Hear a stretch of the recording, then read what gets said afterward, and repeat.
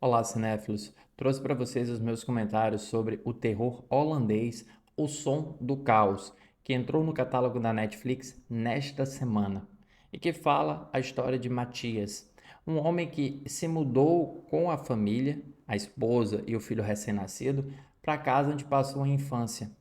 E lá descobre segredos sinistros da própria família ao investigar um acidente que pode estar relacionado com o seu pai. Embora seja bastante comum obras que tratem de depressão pós-parto, sob a ótica naturalmente feminina, não é muito frequente, para dizer, eu não lembro de nenhuma obra que fale sobre ansiedade paterna. Em outras palavras, sobre como os homens lidam com o nascimento de uma criança e como o nascimento de uma criança pode modificar as relações dele consigo mesmo e com o seu trabalho. Dessa maneira, o Som do Caos ele remete imediatamente a este tipo de narrativa que tenta transformar o choro da criança em uma espécie de gatilho emocional para que o pai perca-se cada vez mais dentro de suas próprias paranoias e alucinações. Infelizmente, porém, o filme merece muito mais remissão por causa disso do que qualquer outra coisa. É que o terror é uma colcha de retalhos muito mal comunicada entre si. É como se suas pontas, é como se suas subtramas mal conseguissem tocar umas nas outras. Matias é um influenciador digital que tem zero carisma, ou o equivalente ao carisma de um sofá. E ele é incapaz de mostrar para o espectador como que ele consegue ter uma base de leitores, seguidores tão grande, já que ele não é nem um pouco interessante quando ele está diante das câmeras.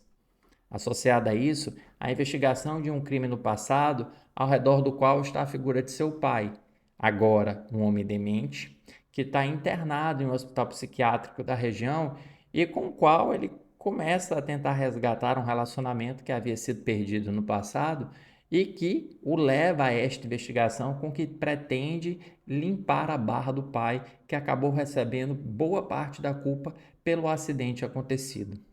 A isso, você tem também a frustrante vida sexual, que é sempre interrompida pelos choros e necessidades da criança, a dificuldade de se relacionar com o filho e também com o irmão da sua esposa, alucinações auditivas e visuais que surgem dentro da narrativa de uma forma quase gratuita, para não dizer, tipo, para tentar chamar a nossa atenção de que algo está acontecendo, quando na verdade nada está acontecendo.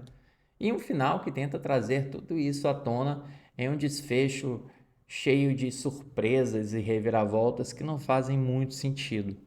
Há simplesmente a esperança de que o acontecimento que vai ser lançado no terceiro ato reaqueça o nosso interesse, quando na realidade, muito pelo contrário, ele esfria todo o nosso envolvimento, todo o envolvimento de quem esperava uma conclusão satisfatória que pelo menos tentasse articular todos esses pontos em uma só tacada.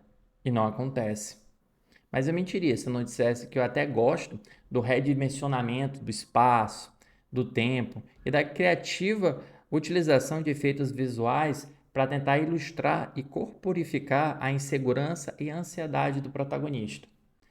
Em certo momento, por exemplo, um corredor parece muito mais longo e ao mesmo tempo claustrofóbico do que nós o havíamos visto.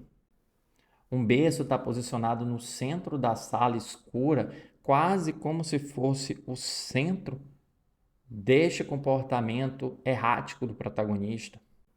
A cor verde, que é uma cor que está muito relacionada com esse adoecimento, é a cor do veneno, é a cor que nós associamos, por exemplo, quando nós queremos vomitar, dos emojis de vômito, ela mostra o adoecimento dos espaços em que o personagem está, o adoecimento da casa em que ele habita. Mas nada disso não traz novidade, não tem nenhum tchan. Matias não é muito diferente de tantos outros retratos de personagens insones ou esquizofrênicos que nós já vimos nos cinemas. A falta de contato com o agora, com o momento em que se está acordado, a incapacidade que tem de associar certos símbolos com certas memórias, como o olho do peixe, as olheiras fundas, a raiva, a frustração, a impaciência, Nada novo. Pior, torna o personagem ainda mais mala do que nós o conhecemos no princípio do filme, quando era apenas um influenciador digital arrogante que achava que ter, sei lá, 200 mil seguidores fizesse um cara melhor, um cara mais interessante.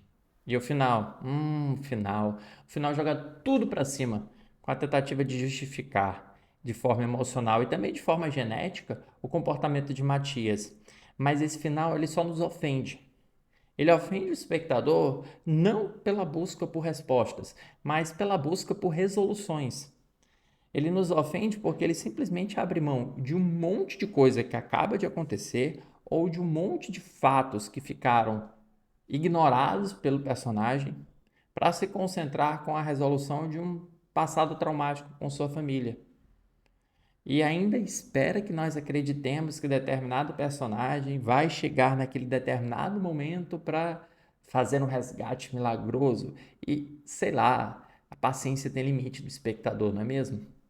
Com um roteiro pela metade, um roteiro sem clímax, um roteiro sem sequer final, ou sem sequer pretensão de saber como amarrar tudo aquilo que ele construiu, com um filme morno que não assusta nem envolve o espectador, O Som do Caos merece apenas 2 estrelas em 5. E, se você já assistiu ao filme disponível no catálogo da Netflix, comente abaixo o que você achou, comente também suas opiniões sobre minha crítica, deixe seu joinha e siga o Cinema com Crítica para mais críticas de filmes todos os dias para vocês. Até a próxima. Tchau.